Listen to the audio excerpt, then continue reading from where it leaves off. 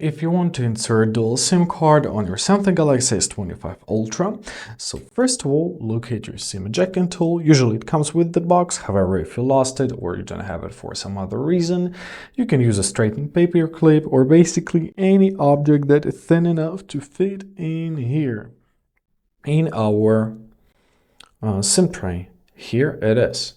On this phone, it's right on the bottom.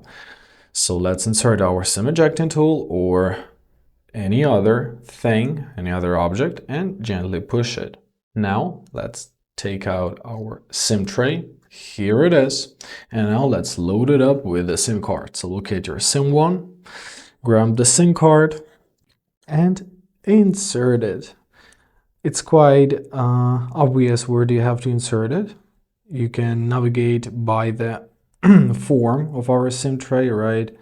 So let's do this. Make sure that the contacts are facing up and your SIM card sits smoothly and tightly. Now grab your second one and do the same thing. Insert. Great, we've got our SIM card inserted. Now let's put this loaded SIM tray into our phone and gently close it. Alright, as you see, our phone detected the SIM card because it requested the PIN. Enter your PIN.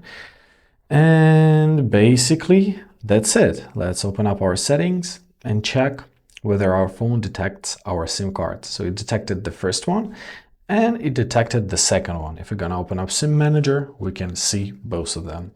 I hope this video was helpful. Thank you so much for watching. Have a great day and please consider subscribing to our channel.